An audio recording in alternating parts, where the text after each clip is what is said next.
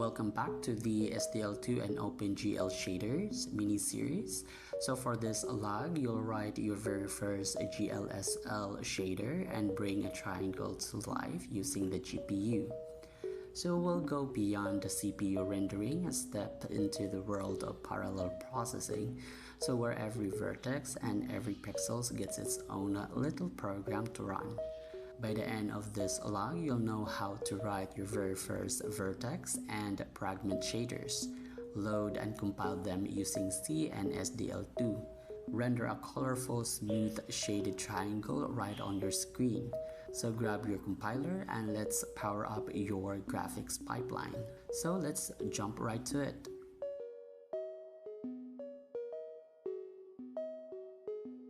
So first things first is we will going to have our project structure.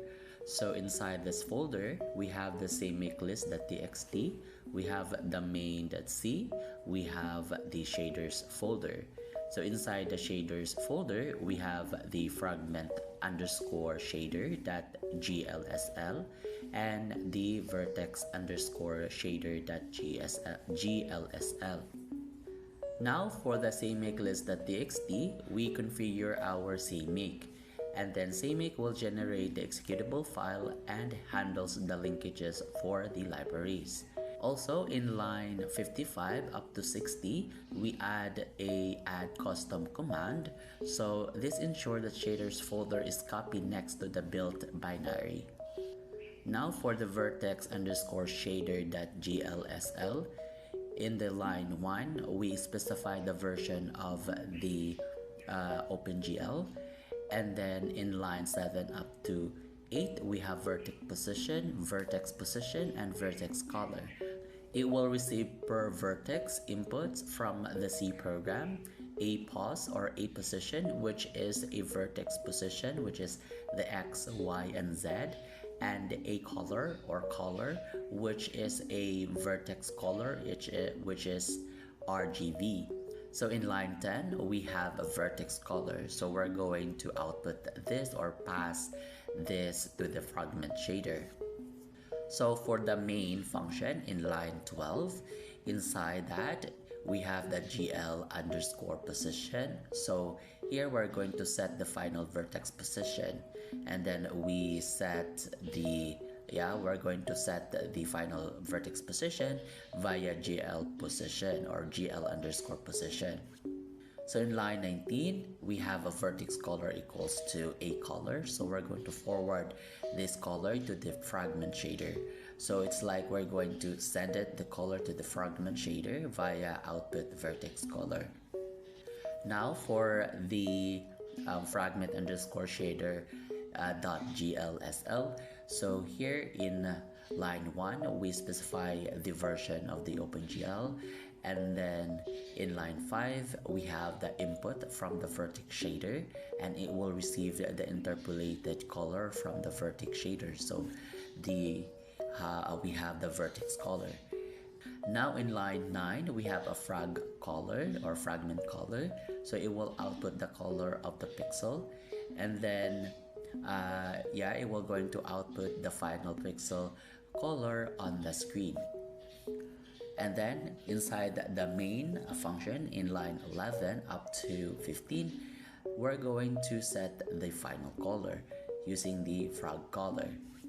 Now inside the main.c file, we're going to initialize the SDL2 window with the OpenGL context and loads and compile two shaders written in GLSL and uploads the triangle vertex at the data or the position and color of that triangle to the GPU, and use the shader to draw the triangle on the screen.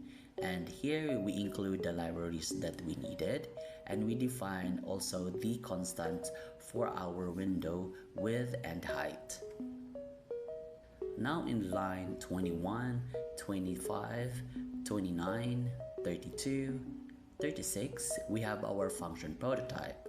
So for line 21, it will going to initialize the SDL, create a window and GL context. It creates a window and GL context. It takes a pointer to pointer for SDL window, so the function can assign the created window back to the caller. So here in line 25, a helper that reads a text file, which is the shader source, and returns a heap allocated character containing the file content with a null terminated or termination.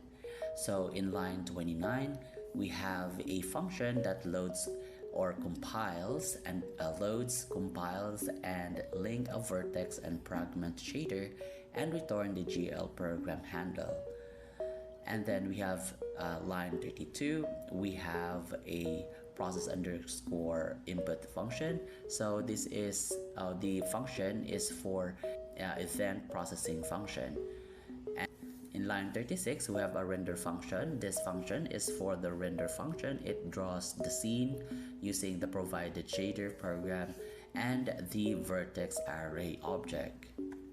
Now we have the main function in line 41. So the main function, so here the argument here of the main functions, which are the argc and argv, are unused here, but for the completeness we included it. So in line 45 up to 52, it creates a variable for the SDL window and OpenGL context, and then it calls the init underscore SDL underscore OpenGL function. If it fails, the program will exit. Now in line 57 up to 66, we create a shader program. So here it begins the calling the function that loads, compiles, and links the shaders, returning a GL function or GL program handle. Now in line 70 up to 73, we have a triangle vertices. So we have the position and the color. So here we're going to start the vertex data array. So the first three position is the first three is the position, and the last three is the color. Now in line 78 and 79, we're going to declare two GLUNs, which are the vertex buffer object and vertex array object. In line 80, we're going to generate one vertex array object, and it stores its ID in vertex array object. So the vertex array object is stored the vertex attributes configuration. In line 81, we will going to generate one vertex buffer object, and it stores its ID in the vertex buffer object. So the vertex buffer object is stored the vertex data in GPU memory. Now in line 83, we will going to bind the vertex array object, so subsequently vertex attributes and buffer setups are stored in this vertex array object. So in line 85, we will going to bind the vertex buffer object as the current array buffer, so we can upload the data to it. So in line 86, we're going to upload the vertex or the vertices array to GPU memory. The GL underscore static underscore draw hints the driver we will not change the data frequently. So in line 89, we will going to define the vertex attribute location to 0. It has three components, which are the X, Y, and Z. And then the types is GL underscore floats, not normalized, so it will go into stride equals to 6 floats.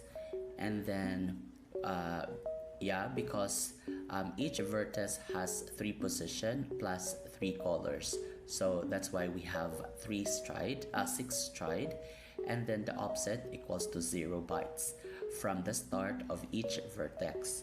So this maps the attribute location to 0 to the position data.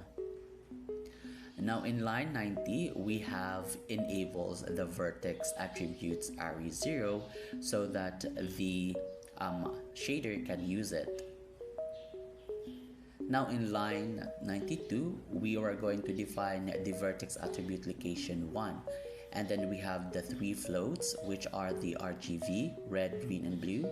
And the stride still 6 floats, but the offset is 3 floats into the vertex, and it will going to skip the position. Now, last argument is the byte offset. Now in line 93, we will going to enable the attribute 1, which is the color. In line 101 up to 105, we have our main loop. It will going runs the while running is true. So the process underscore input function, it will check the quits or the keyboard events. And then the render function draws the frame. Lastly, the SDL underscore GL underscore swap window function, it will swap the front and the back buffers, so to display the frame. So in line 111 to 116, we will going to clean up. So it will going to delete the OpenGL context, destroy the SDL window, and shuts down the SDL completely. Now for the init underscore SDL underscore OpenGL function, we will going to initialize the SDL2 with OpenGL in this function. So in line 124 up to 129, we will going to initialize the SDL video subsystem, and if it fails, we're going to print the error message and stop it. If it's successful, we will going to print the OK SDL initialized. In line 134 up to 136, we will going to set the OpenGL version 3.3 core and request the OpenGL 3.3 core profile, a modern version of OpenGL without the deprecated features. In line 141 to 154, we have the creation of window. So we're going to create a window that supports the OpenGL rendering and make it visible. And then the SDL underscore window position underscore centered will make the window centered on the screen. Now in line 158 up to 164, we have our OpenGL context creation. So it tells the SDL to context or to create the OpenGL rendering context tied to the window. So if it fails, we're going to output some OpenGL context creation failed messages, and if it's successful, we will going to print out the OK OpenGL context created. Now in line 169 to 175, we're going to initialize the glue. So glue loads all the modern OpenGL function pointers. Without this, modern functions like shaders wouldn't be available. If the initialization of glue fails, we're going to output an error message, and else we're going to have a success or print out a message that says OK glue initialized. So for line 78, we're going to print out the OpenGL version. In line 80, we're going to set the OpenGL viewport. In line 183, we're going to set the default color to black, and we're going to set the background to black. So which are the RGBA, which is the red, green, blue, and the opacity. And then here in line 187, we have enables the VSync, and then it will going to synchronize the frame updates with the display's refresh rate, and it will going to prevent from tearing. Now in line 195 up to 212, we have our read underscore shader underscore source function. So this will read the shader. It will going to open the file, which are the vertex underscore shaders.glsl and the fragment underscore shader.glsl. So it reads the entire files into a character string. So in line 215, we have the create underscore shader underscore program function. So this function that loads, compiles, and links the vertex and fragment shaders and return the program ID. So in line 216, we will going to read the vertex shader file into the vertex path. In line 17, we'll also read the fragment shader file into the fragment path. If the reading either fails, it will going to return to 0. So it is the invalid GL program ID. Note, if one read succeeded and the other fails, the successful buffer isn't freed here, so possible minor leak. So in line 223 up to 235, we will going to have our vertex shader creation. So in line 223, we're going to create an empty vertex shader object and returns its ID. In line 224, we will going to set the shader source for the vertex shader. The API expects a constant glchar const, so they pass the address of the vertex or the v source or the vertex source. So in line 225, we are going to compile the vertex shader. In line 227, we're going to declare a variable used to check the compile or link status. In line 228, we will going to query whether the vertex shaders compiled successfully. So if it fails, we will going to allocate a local buffer for the error load and then retrieves the shader info log into log and then print out the compiled error. Else, we will going to print out a OK vertex shader, so which means it's successfully created. Now in line 237 up to 248, we have the fragment shader creation. So here in line 238, we will going to create an empty fragment shader object. In line 239, we will going to set the fragment shader source, and then in line 240, we will going to compile the fragment shader.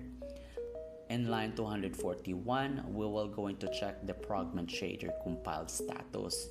And then if it's successful, we will going to have a buffer log. And then we're going to retrieve the info log. Then lastly, we're going to print the fragment shader compile errors. And lastly, we will going to print out if the shader creation is successful. In line 251 up to 263, we have our create, compile, and link the program. So in line 51, we're going to create a new shader program object. In line 252, we will going to have, or we will going to attach the compiled vertex shader to the program. In line 253, we will going to attach the compiled fragment shader to the program as well. And in line 254, we will going to link the program. So it resolves the referencing or the reference between the shaders into a final executable file used by the GPU. Now in line 256, we will going to check whether the linking succeeded, and if it fails, we're going to have a buffer for link log, and then we're going to check the program link log or the info log, and then we're going to print the linker error. And if the linker or the creation or the linking of the program is successful, we're going to print out the OK shader linked. Now in line 265 up to 268, it's the cleanup for our resources. So in line 265, it will going to delete the shader objects after the linking, so they are no longer needed separately. So the compiled code remains part of the program. So in line 266, it will going to delete the fragment shader object. In line 267, we will going to free the heap buffer that held the vertex shader source. And line 268, we're going to free the fragment shader source buffer. And lastly, the line 69, we're going to return the link program ID, which is 0 if the earlier returned due to the failure.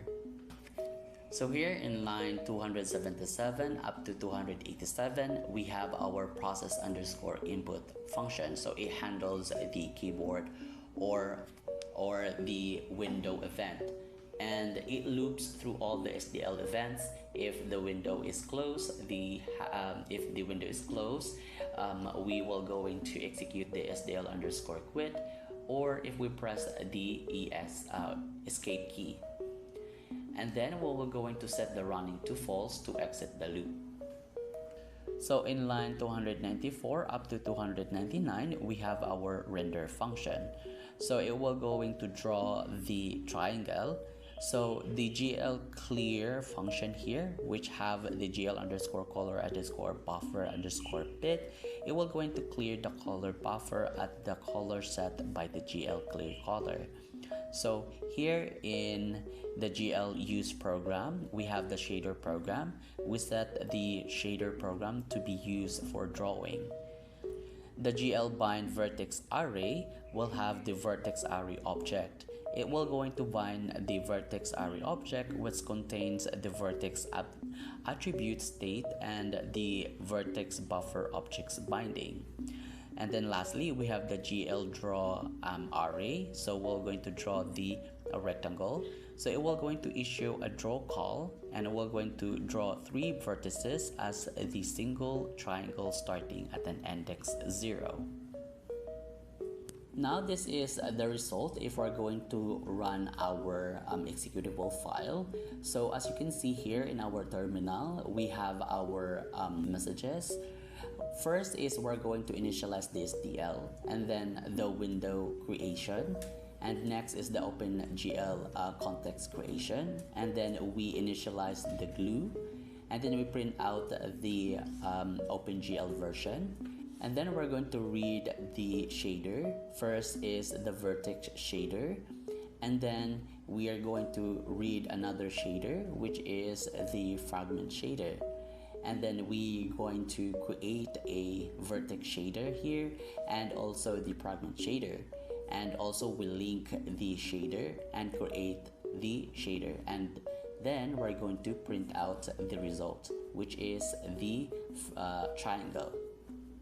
Now we're going to compile our program. So we're going to utilize the CMake_list.txt that we configure, and then the CMake will generate the executable file and save them in the bin folder, and then we're going to execute the executable file to that folder, which is the bin folder.